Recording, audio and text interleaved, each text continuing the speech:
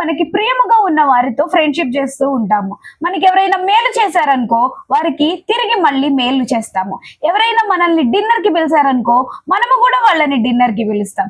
ఎవరైనా మనకి lunch offer చేశారనుకోండి మనము కూడా వాళ్ళని లంచ్ కి పిలుస్తాము. ఎవరైనా మనకి కొని పెడుతూ ఉంటూ స్నాక్స్ ఇస్తూ లేకపోతే ఏదైనా హెల్ప్ చేస్తూ ఉన్నారనుకోండి మనము కూడా వాళ్ళకి హెల్ప్ చేస్తూ ఉంటాము. ఎవరైనా మనకి ధన సహాయం చేశారనుకో అప్పిచ్చారనుకో వాళ్ళు నీడ్లో ఉన్నప్పుడు మనము కూడా వారికి ధన సహాయం చేస్తూ ఉంటాము. కానీ దేవుని వాక్యం అలా చెప్పట్లేదు. దేవుని వాక్యం ఏమని చెప్తుందంటే మనల్ని ప్రేమించిన వారిని మాత్రమే ప్రేమిస్తూ ఉంటే మనం చేసేది ఎంత? మనల్ని ప్రేమించిన వారినే మనం ప్రేమిస్తూ ఉంటే మన గొప్ప ఏది? మనకి ఎవరైతే గుడ్ మార్నింగ్ చెప్తారో వాళ్ళకే మనం గుడ్ మార్నింగ్ కనుక చెప్తే మనం చేసే గొప్ప పని ఏంటిది? మనకి సహాయం చేసిన వాళ్ళకి తిరిగి మనం సహాయం చేస్తాము. అది మినిమం గా మనలో ఉండే కామన్ సెన్స్. కానీ దేవుడు కోరుకునేది నీ శత్రువులను ప్రేమించాలంట. నిన్నెవరైనా అసహించుకుంటున్నారనుకో వాళ్ళని నువ్వు ప్రేమించాలి. నిన్నెవరైనా ఎప్పుడు చూసినా తిడుతూనే ఉన్నారనుకో వాళ్ళని ప్రేమించాలి. వాళ్ళ కోసం ప్రార్థన చేయాలి. ప్రతి ఒక్కరి ఇంట్లో అందరూ ప్రతి మనిషికి నచ్చరు కదా, ఎవరొకళ్ళు నచ్చకుండా ఉంటూ ఉంటారు కదా. నీ ఇంటిలో ఎవరైనా నిన్ను ఊరికే తిడుతూ ఉంటే వారిని నువ్వు ప్రేమించాలి, వారి కొరకు ప్రార్థన చేయాలి. బయట అయినా సరే నువ్వు పనిచేసే చోట కానీ నువ్వు ఎక్కడికైనా బయటకు వెళ్ళినప్పుడు కానీ నీ బంధువుల్లో కానీ లేకపోతే ఎక్కడైనా సరే ఎవరైతే నిన్ను ద్వేషిస్తూ ఉంటారో వారిని నువ్వు ప్రేమించాలి. ఎవరైతే నిన్ను హింసిస్తూ ఉంటారో ఊరికే బాగా తిడుతూ ఊరికే బాగా నిన్ను సతాయిస్తూ ఏదో ఒకటి పద్దాక నీ మీద చెడ్డ మాటలల్లా చెప్తూ ఉంటారు కదా, నువ్వేం చేయాలంటే వారి కోసం ప్రార్థన చేయాలి. వారి కోసం నువ్వు ప్రార్థన చేయాలి. అప్పుడు దేవుని కృప నీ మీద ఉంటది. దేవునికి ఇష్టమైన పనులు ఇవేనండి. సాధారణమైనవి ఎవరైనా చేసేస్తారు. మనల్ని ప్రేమించిన వాళ్ళని ప్రేమించడం మనందరికీ కూడా చాలా ఈజీ. అదేం కష్టమైన పని కాదు. నీకు ఎవరైనా ధన సహాయం చేస్తే వాళ్ళకి నువ్వు తిరిగి ధన సహాయం చేయడం ఏమన్నా పెద్ద కష్టమా? లేదు కదా. ఎవరైనా నువ్వు ఒక నీడ్ లో ఉన్నప్పుడు వాళ్ళు నీకు సహాయం చేస్తే వాళ్ళ ఆపదలో ఉన్నప్పుడు వాళ్ళ దగ్గరికి వెళ్ళడము చాలా ఈజీయే కదా. కొంతమంది అయితే అది కూడా చేయరనుకోండి, మేలుకి కీడు చేస్తూ ఉంటారు. కానీ మన పరలోకపు తండ్రి పరిపూర్ణుడు గనుక మనము కూడా పరిపూర్ణులముగా ఉండాలంట. మన పరలోకపు తండ్రి నీతిమంతుల మీద అనీతిమంతుల మీద వర్షం కురిపిస్తున్నాడు కదా, లేదా? కురిపిస్తున్నాడు కదా. మంచి వారి మీద చెడ్డవారి మీద దేవుడు తన సూర్యుడిని ఉదయింపజేస్తున్నాడా లేదా? ఉదయింపజేస్తున్నాడు కదా. ఈ లోకంలో ఉన్న ఫెసిలిటీస్ సెపరేట్ గా వీళ్ళకి అని అవసరమైనవి గాలి అందరు పీల్చుకుంటున్నారా లేకపోతే మంచి వాళ్ళు మాత్రమే పీల్చుకుంటున్నారా? అందరు పీల్చుకుంటున్నారు కదా. వాటర్ మంచి వారికి మాత్రమే ఉన్నావా చెడ్డవారికి కూడా ఉన్నావా? ప్రతి ఒక్క మనిషికి ఉన్నాయి కదా, మంచి వారికి ఉన్నాయి చెడ్డవారికి ఉన్నాయి. అట్టి రీతిలో నీవు కూడా ప్రియ సహోదరి సహోదరుడా నిన్ను ద్వేషించిన వారిని నిన్ను హింసించిన వారిని నువ్వు ప్రేమించాలా, వారి కోసం ప్రార్థన చేయాలి, వారి మేలు నువ్వు కోరుకోవాలి, వారి దీవెన నువ్వు కోరుకోవాలి. ఎప్పుడైతే ఇలాగ చేస్తావో దేవుని కృప నీ మీద ఉంటది. చూడండి, యోబుకి 3 స్నేహితులు ఉన్నారు. ఆ 3 స్నేహితులు యోబు కష్టంలో ఉన్నప్పుడు యోబుని బాగా సతాయిస్తూ ఉన్నారు. అయితే దేవుడు యోబుకి ప్రత్యక్షమవుతాడు. యోబుతో కొంత సంభాషణ అనేది దేవుడు చేస్తాడు. ఆ తర్వాత దేవుడు అంటాడు కదా, ఇదిగో యోబు నీ 3 స్నేహితులని నువ్వు ప్రార్థన చేస్తేనే నేను వాళ్ళని క్షమిస్తా, నీ ప్రార్థనని మాత్రమే నేను అంగీకరిస్తా. నీ 3 స్నేహితులు వాళ్ళు ప్రార్థన చేయడం కాదు గాని వాళ్ళు నిన్ను చాలా సతాయిచ్చారు. నువ్వు నీతిమంతుడివై ఉన్నావు, అది నాకు తెలుసు. నీ శ్రమ కాలంలో నీకు తోడుండవలసిన నీ స్నేహితులు కనీసం నిన్ను గుచ్చి ఇంకా ఎక్కువ బాధ కలుగ చేయకుండా ఉండవలసిన స్నేహితులు వాళ్ళు నీ గాయాన్ని రేపారు. అందుకనే వారి పాపములని నేను క్షమించాలి అని అంటే నీ అర్పణని మాత్రమే నేను స్వీకరిస్తాను అని దేవుడు యోబుతో చెప్తే యోబు తన స్నేహితుల కోసము బలి అర్పిస్తాడండి, ప్రార్థన చేస్తాడు. హల్లెలూయా. ఎప్పుడైతే యోబు తన స్నేహితుల కోసము బలి అర్పిస్తూ ఉంటాడో ప్రార్థన చేస్తూ ఉంటాడో అప్పుడు దేవుడైన యెహోవా యోబుని దీవించడం మొదలు పెడతాడు. ఆమేన్. ఎంత ఆనందకరంగా ఉంది, ఎంత అద్భుతంగా ఉంది. చూడండి, యోబు గురించి ప్రార్థన చేసుకోలే. తన స్నేహితులు, ఎలాంటి స్నేహితులు?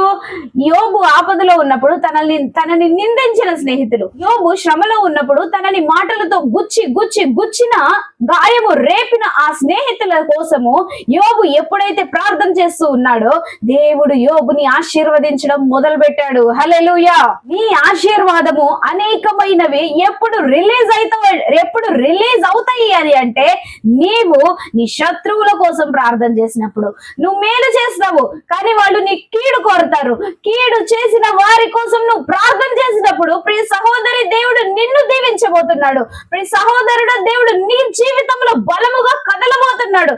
యోబు జీవితంలో ఎలాగ అయితే దేవుడు కదిలాడో తన స్నేహితుల కోసం. ఎలాంటి స్నేహితులు అని అంటే తనల్ని బాధలో ఉన్నప్పుడు తనని గుచ్చి ఇంకా గాయాన్ని రేపిన స్నేహితుల కోసము యోబు ఎప్పుడైతే ప్రార్థన చేయడం మొదలు పెట్టాడో, దేవా క్షమించు అని దేవుడు యోబుని దీవించాడు. అట్టి రీతిలో మనము కూడా మనల్ని హింసించు వారి కోసము, మనల్ని బాధ పెట్టు వారి కోసము, మనల్ని ఊరికే అన్యాయంగా మన మీద చెడ్డ మాటలు చెప్పే వారి కోసము, మనల్ని అసహ్యించుకునే వారి కోసము, మనమంటే ఇష్టం లేని వారి కోసము, మనమంటే గిట్టని వాళ్ళ కోసము మనము ప్రార్థన చేయాలి. వారిని మనము ప్రేమించాలి. అప్పుడు పరలోకము షేక్ అయిపోతుంది. నీ ప్రార్థన దేవుని సన్నిధికి సూటిగా వెళ్ళి దేవుడు నీ జీవితంలో కదలడం మొదలు పెడతాడు. హల్లెలూయా. ఎంతో బలంగా, ఎంతో పవర్ఫుల్ గా, ఇంతకు ముందు ఎన్నడూ లేనంత విధముగా దేవుడు నీ జీవితంలో కదలడం మొదలు పెడతాడు. నేను ఎవరినైనా క్షమిస్తాను గాని నా భర్తని మాత్రం క్షమించను అని అంటున్నారా భార్యలు? నేను ఎవరినైనా క్షమిస్తాను గాని నా భార్యని మాత్రం క్షమించను అని అంటున్నారా భర్తలు? నేను ఎవరినైనా క్షమిస్తాను గాని ఈ వ్యక్తిని మాత్రం క్షమించను అని అంటున్నారా? అట్లాంటివి పరిశుద్ధ గ్రంథంలో లేవండి. అట్లాంటి ఎక్సెప్షన్స్ పరిశుద్ధ గ్రంథంలో లేవు. ఇదిగో నువ్వు అందరినీ క్షమించు, ఈ ఒక్కరిని మాత్రం క్షమించకపోయినా పర్వాలేదు అని దేవుడు ఎక్కడ కూడా ఎక్సెప్షన్స్ ఇవ్వట్లేదు. దేవుడు అంటున్నాడు కదా, ప్రతి ఒక్కరిని కూడా మనం క్షమించాలి. అప్పుడే పరలోకంలో నీ పాపాలు క్షమించబడతాయంట. చూడండి, ఈ భూమి మీద గనక నీవు ఎవరి పాపములన్నా క్షమించబడకపోతే పరలోకపు తండ్రి ఏ విధంగా నీ పాపాలు క్షమిస్తాడు? నువ్వు ఏ పాపము చేయకుండా ఉండవు కదా. మనిషి అన్నాక సాధారణంగా ఎక్కడో చోట ఏదో ఒక తప్పు పొరపాటు చేస్తూనే ఉంటాడు. కానీ మనల్ని పరిశుద్ధులుగా మార్చేది యేసయ్య రక్తం. మనిషి తన పాపాన్ని పోగొట్టుకునేది యేసయ్య రక్తంలో మాత్రమే. ఆ యేసయ్య చెప్తున్నాడు కదా, ఇదిగో వాళ్ళు నీ ఎడలు తప్పు చేశారా, నువ్వు వాళ్ళని క్షమించు. అయ్యా పద్దాగా తిడుతున్నారయ్యా, ఒక్కసారి తిడితే క్షమించొచ్చయ్యా, 2 సార్లు తిడితే వదిలేయొచ్చు.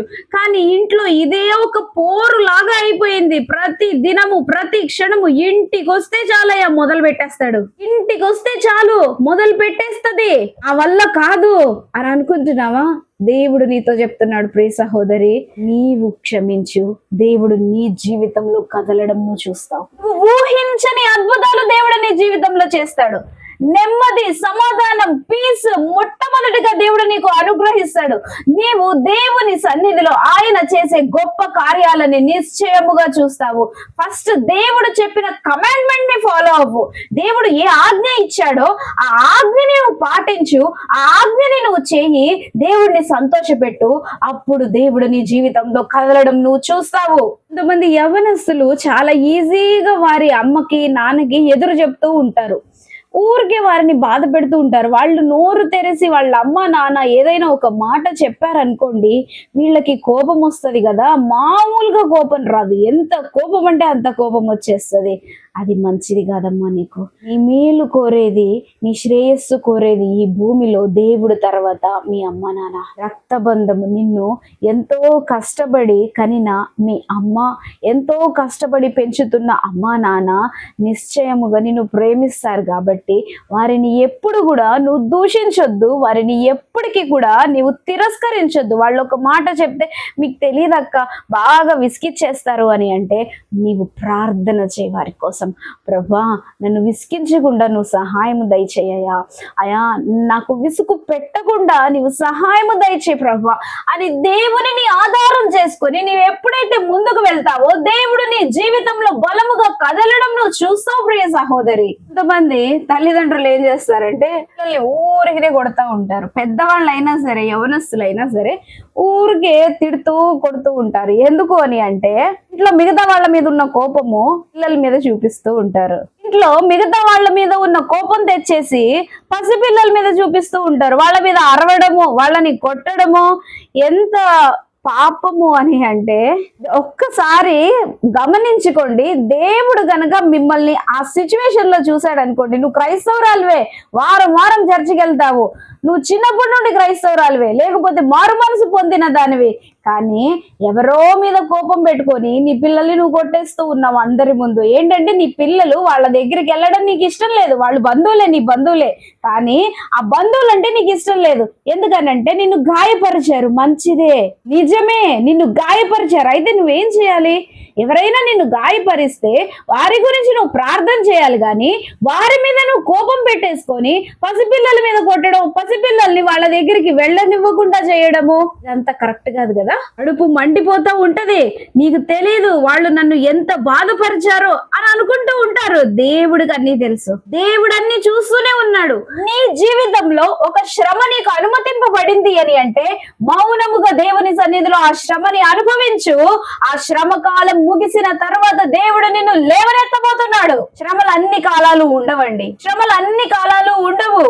కొంతకాలమే శ్రమ ఉంటది, కొంతకాలం వెలుగు ఉంటది, కొంతకాలము చీకటి ఉంటది కదా. రాత్రి పూట వెన్నెల వస్తుంది, పగలు పూట వెలుగు వస్తుంది. దానికే టైమింగ్స్ ని దేవుడు ఫిక్స్ చేశాడు. నీ శ్రమకి దేవుడు టైమింగ్స్ ఫిక్స్ చేయలేదా? నీ ఆశీర్వాదానికి ఒక టైం ఉంది, నీ శ్రమకు ఒక టైం ఉంది, నీ అభివృద్ధికి ఒక టైం ఉంది, నీ ఎదుగుదలకు ఒక టైం ఉంది. దేవుడిని నువ్వు నమ్మడమే ఆలస్యం. సమస్య ఎక్కడంటే మనం దేవుడిని నమ్మము. సమస్య ఎక్కడ అనంటే మనకి విశ్వాసం రాదు. అసలైన సమస్య అదే. విశ్వాస సహితమైన ప్రార్థన సూటిగా దేవుని సన్నిధికి వెళ్ళి బలమైన కార్యాలను నీ జీవితంలో జరిగిస్తుంది. కాబట్టి బలము కలిగి దేవుని సన్నిధిలో విశ్వాసం కలిగి ఉండు. దేవుడు నీ జీవితంలో కదలడం నువ్వు చూస్తావు. చిన్న ప్రార్థన చేసుకుందాము. పరిశుద్ధుడా, నీకు వందనములు నాయన. ఇప్పటి వరకు వాక్యం ద్వారా నీ బిడ్డలతో నువ్వు మాట్లాడావు. ఈ వాక్యం ని ప్రతి ఒక్క హృదయంలో నువ్వు దాచిపెట్టి అయా బండను బద్దలు కొట్టు, సుత్తి వంటిది నీ వాక్యం అన్నావు. ప్రతి హృదయంలో ఉన్న బండని కూడా నువ్వు బద్దలు కొట్టి ప్రభువా అయా వారికి మాంసపు హృదయాన్ని దయచేసి అయా నిశ్చయముగా పరలోక రాజ్యం మేము చేరడానికి మాలో మంచి గుణాలని నీవే పెట్టమని ప్రభు, మా పాపం నుండి మమ్మల్ని క్షమించి ఈ వాక్యం విన్న ప్రతి ఒక్కరిని కూడా జ్ఞాపకం చేసుకొని నిశ్చయముగా పరలోక రాజ్యం తీసుకుని వెళ్ళమని ప్రభు, కృప చూపించమని, నీవే మహిమని పొందుకోమని సహాయం చేయమని యేసుక్రీస్తు ప్రభు వారి నామంలో ప్రార్థించి వేడుకొంచున్నాను పరమ తండ్రి. ఆమేన్. హల్లెలూయా.